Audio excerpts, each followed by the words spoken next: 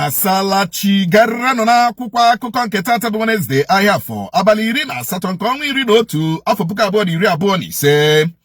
Onye nnọchite anya mba Amerịka na Nigeria bụ Michael Wells kwupụtala ogbugbu a na-egbu ndị ụka Kraịst na Nigeria dịka mkpochapụ agbụrụ genocide bụ akụkọ anyị hụrụ n'akwụkwọ akụkọ Daily Post. N'otu akwụkwọ akụkọ Daily Post ka anyị hụrụ akụkọ sịrị Nnamdi Kanu agbaala akwụkwọ megide ndị ahụ kpuchiri ihu DSS jiri gbaa akaebe gbagide ya, na-akọwa na ndị ahụ gbara akaebe ụgha.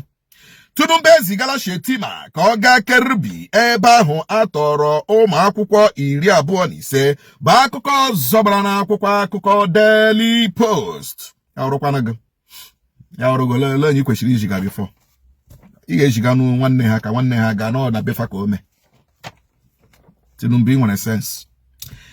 Kata n'ụlọ ọrụ otu pati PDP dịka ndị uwe ojii ji mmiri na-afụ oso gbajasa ndị gọvanọ mmadụ abụọ bụ dịka Wike na ndị otu pati ya na-akwado ya wakporo ya bụ ụlọ ọrụ otu pati PDP na Abuja. PDP Wike achụọla Makinde, Bode George, Bola Mohammed na ndị ọzọ bụ akụkọ zọbara n'akwụkwọ akụkọ Vanguard na akwụkwọ akụkọ Punch ka anyị hụrụ akụkọ sịrị eliri m ozu ndị ụka ndị oyi ndụ egwu gburu ihe karịrị ugboro 70 ka Reverend Chomo gwara onye nta akụkọ BBC. Bịa zọpụta anyị o ka PDP rịọrọ Trump bụ akụkọ zọbara n'akwụkwọ akụkọ ahụ. N'otu akwụkwọ akụkọ Punch ka anyị hụrụ akụkọ sịrị ndị oyi ndụ egwu na-ama amụma iwakpo Southwest ka Gani Adams kwuru. Ọ dị mma, Tinubu ejipụla Shetima ya Russia to Kerbi immediately ka ọ mara kpọmkwem ihe a ga-eme maka ntọrọ ụmụ akwụkwọ 25 ahụ atọrọ. Ka ya nwee ike jee kwenu South Africa, ya gaa South Africa maka G20 na EU and AU and whatever, you know. So ka anyị na-ekwu Tinubu anọghị na Nigeria ugbu a. Tinubu agaala South Africa maka ọgbakọ EU na ụmụnne. Onye ụlọ ya na-agba ọkụ ya eje achụ oke.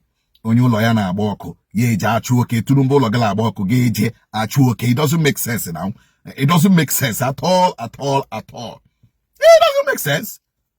A na-ekwu okwu ihe na-eme na Nigeria. Tinubu gị ijewe South Africa. Ma ga South Africa, ị ga nwa. If you don't go down South Africa, you go die. Lekwa obodo Brigadier General ka egburu mbọsị a. Ụmụ akwụkwọ 25 ka egburu mbọsị a. Tinubu cannot shelve ịga South Africa. Almost na Tinubu ga-agarịrị South Africa for any occasion. Almost too. Ana m agwa na onye ọwụla na-enweghị passion for the people ekwesịghị nọ n'ọchịchị. Ọ bụrụ na ihe a na-eme n'obodo a na-emetụ that man n'obi, even ịpụ step out of his room ga na-ara ya ahụ. Ọ ga-adị sober.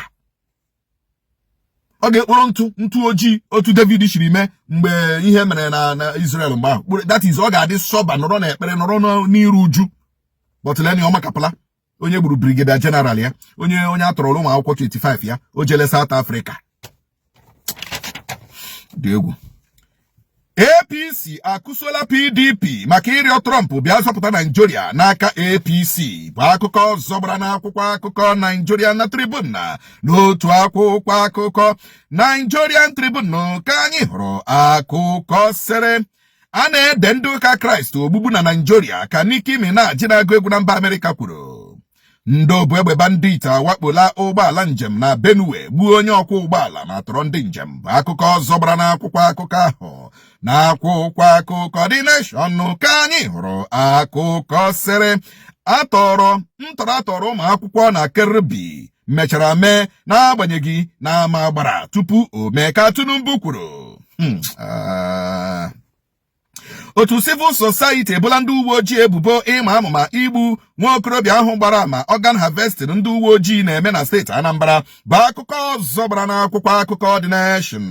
N'otu akwụkwọ akụkọ The Sude ka anyị hụrụ akụkọ sịrị Tinubu agaala South Africa maka ọgbakọ G20. otu mba ụwa UNICEF akatọọla ntọrọ ndị oyi ndụ egwu tọrọ ụmụ akwụkwọ na Kirbi bụ akụkọ ọzọ bara n'akwụkwọ akụkọ Dụsụde.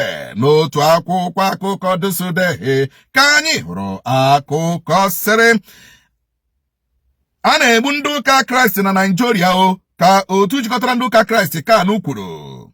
Ndị omeiwu 44 akpọọla oku ka Tinubu tọhapụ Nnamdi Kanu bụ akụkọ ọzọ bara n'akwụkwọ akụkọ Daily Trust.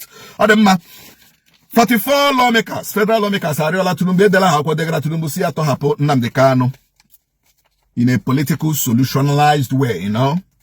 Mana of course anyị mana ọ bụrụ maka ịtọhapụ Nnamdi Kanu, a ga-atọhapụ Nnamdi Kanu, mana ọ ka ha jicha anyị tụcha mkpumkpu ogele onye na ogele ha were ndị Igbo tụcha mkpumkpu ogele ha tọhapụ Nnamdi Kanu because the truth wo enyoli elu nyoye ala. There are loopholes in the judgments, there are loopholes in the trial, there are loopholes that even the constitution no these people ji akpege Nnamdi Kanu ikpe is not even recognizing.